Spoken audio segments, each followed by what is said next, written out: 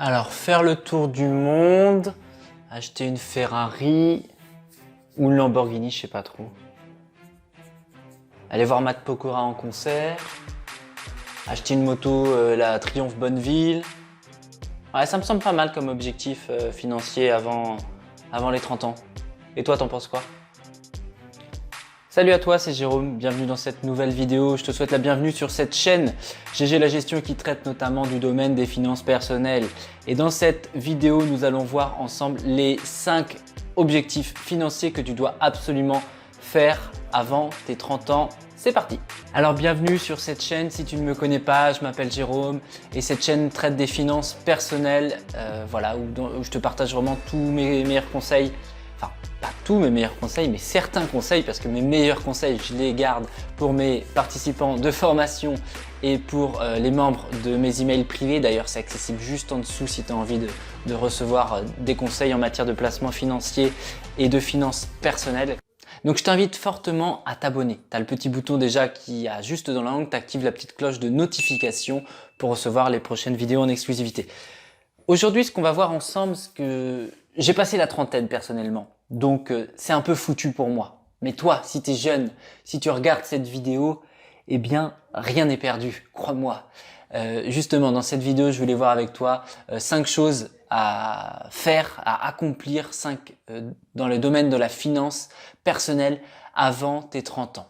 Si tu as dépassé les 30 ans comme moi, eh bien moi, ça va être avant mes 35 ans. Alors c'est parti, on va voir ensemble justement quels sont les 5 objectifs financiers à atteindre et à réaliser avant tes 30 ans. Si j'avais été le mois d'aujourd'hui, mais 10 ans avant, je peux te dire que j'aurais des résultats vraiment de dingue. Parce qu'avec tout ce que je connais maintenant, si j'avais commencé beaucoup plus tôt que ça, bah c'est juste incroyable. Faut te dire d'une manière générale que dans les placements financiers, le temps, c'est ton meilleur allié. Donc c'est pour ça, le plus tôt tu commences à mettre en place une stratégie, le plus, enfin voilà, c'est l'effet cumulé, l'effet boule de neige. Enfin, sur du long terme, tes résultats vont être complètement dingues. Justement, la première étape, le premier objectif à atteindre avant tes 30 ans, c'est justement le fait de planifier, le fait d'établir des objectifs à long terme. C'est vraiment très important. Si aujourd'hui, tu n'as pas de résultats financiers, si tu n'arrives pas à mettre de l'argent de côté de manière régulièrement, c'est probablement parce que tu n'as pas d'objectif. Donc, tu n'as rien qui te motive, tu n'as pas de carotte. Tu sais, c'est comme l'âne qui avance parce qu'il a la carotte devant lui, donc ça le fait avancer. Bah, si toi, t'as rien de matérialisé, t'as rien de concret, c'est sans doute une des raisons pour lesquelles tu n'arrives pas à épargner. Donc, je t'invite fortement, en fait, déjà à définir quels sont tes rêves, quels sont tes objectifs, ce que tu as envie d'accomplir dans ta vie. Est-ce que dans 10 ans, tu as envie, je sais pas, d'avoir une maison en bord de mer? Est-ce que tu as envie de faire un tour du monde avec tes parents, ton frère et ta sœur? Enfin, peu importe. C'est vraiment primordial d'avoir une motivation importante pour savoir où tu vas, pour savoir pour quelles raisons tu épargnes ton argent. Donc voilà, ça c'est vraiment la première des choses que je voulais partager avec toi.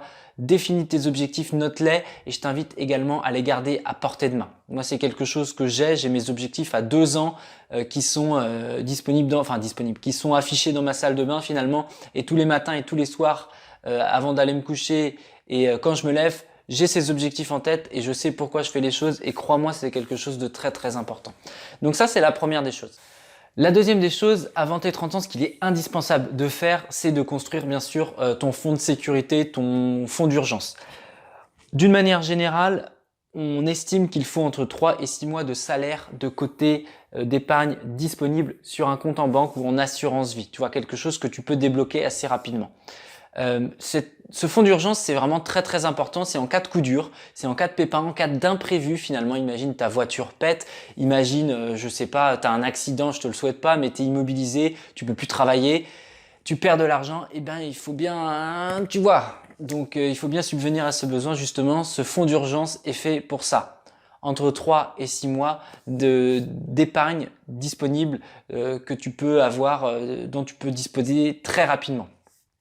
Donc ça, c'est également la deuxième chose à faire. Donc voilà, vraiment te constituer ce fonds de roulement finalement, cette ceinture, enfin vraiment cette sécurité. Et crois-moi, même psychologiquement, le fait d'avoir cet argent-là de côté, bah tu te sentiras mieux parce que tu peux te dire, ok, j'ai les reins un minimum solides. S'il y a un couac, bah j'ai pas le couteau sur la gorge. Je suis pas obligé d'aller vendre un rein pour payer la réparation de la voiture. Tu vois ce que je veux dire? Donc ça, c'est vraiment très très important.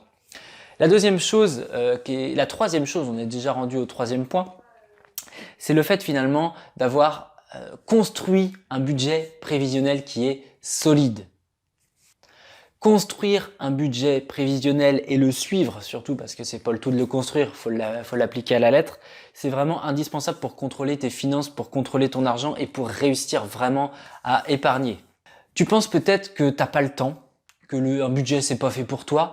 Eh bien, je pense que vraiment c'est une erreur parce qu'un budget c'est vraiment ta boussole, c'est ton fil conducteur de manière mensuelle pour justement gérer tes finances. J'en parle notamment dans une de mes formations qui s'appelle Objectif Thune.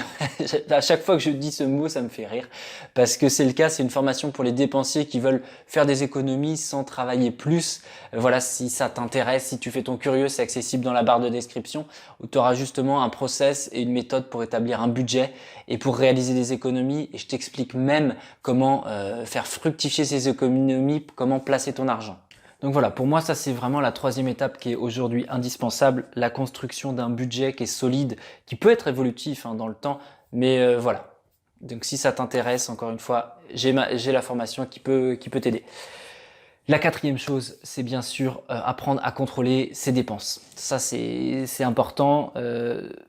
Sur du long terme, faut te dire que ce sont des petites habitudes qui vont être les plus rémunératrices parce que c'est des micro-efforts additionnés qui vont faire des gros résultats. Et c'est également valable du coup en ce qui concerne tes finances. Il y a trop de personnes, moi, dans mon entourage, j'en ai pas tant que ça, mais quand je parle, quand je fais des questionnaires pour voir un petit peu ce qui vous bloque dans les finances personnelles, vous êtes très nombreux quand même à me dire, bah je fais des dépenses un peu impulsives. Et la plupart du temps, vous le regrettez, mais c'est trop tard, c'est acheté. Il est jamais trop tard justement pour freiner ces dépenses impulsives, pour arriver vraiment à les modérer. C'est vraiment quelque chose de primordial justement pour pouvoir mettre facilement de l'argent de côté. Il est de coutume de dire dans le domaine des finances personnelles qu'il faut placer au minimum 10% de son salaire de côté de manière automatique en début de mois. C'est vraiment un grand minimum. Personnellement, quand je vivais tout seul, je gagnais... Tu vois, si je remonte 10 ans en arrière, j'ai commencé à travailler, je gagnais 1400 €, un peu moins. Et j'arrivais au minimum à placer 300 € tous les mois, minimum. Donc j'ai pas fait le calcul, j'ai pas de calculatrice sous le coude, mais on est au moins à 25% d'épargne de côté. Donc c'est très très important pour toi de contrôler tes dépenses pour justement placer de l'argent de côté. Donc il faut vraiment que tu apprennes à contrôler ça et que tu épargnes de manière automatique sans trop te poser de questions. Mais pour ça, il faut savoir se freiner. Et de la dernière étape, justement, avant tes 30 ans, qui est primordiale, c'est qu'il faut se développer une intelligence financière pour justement apprendre à investir son argent. Si aujourd'hui ton argent il dort sur un livret A, c'est une très grosse erreur. Hormis ton matelas de sécurité dont on a parlé juste avant, il faut absolument que ton argent il travaille. Ton argent, ton argent crée d'autres argent. C'est le principe d'un investissement financier et il faut vraiment que tu trouves pour toi la meilleure méthode qui te convient le plus pour placer ton argent. Et voilà, donc je vais te donner pêle-mêle différentes pistes. Tu peux avoir des pistes à travers l'immobilier, tu peux avoir des pistes à travers la bourse, tu peux avoir des pistes dans l'or. L'or, c'est un bon placement financier également. Tu peux avoir des pistes, qu'est-ce qui me vient en tête, dans la crypto-monnaie. Enfin bref, tu peux placer ton argent dans différentes choses. Mais d'une manière générale, place-le, ne laisse pas dormir sur un compte en banque une fois que tu as dépassé ton matelas de sécurité. Donc voilà, si tu veux en savoir plus sur tout ça, je t'invite fortement à t'inscrire à mes emails privés, c'est entièrement gratuit, je t'envoie mes meilleurs conseils justement sur le domaine des finances personnelles. C'est gratuit, c'est dans la barre de description.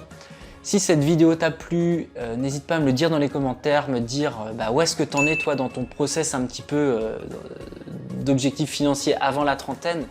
Et puis voilà, laisse-moi un like si ça t'a plu, abonne-toi encore une fois si tu ne connaissais pas la chaîne. Et puis on se retrouve dans une prochaine vidéo, c'était GG la gestion, porte-toi bien, ciao ciao.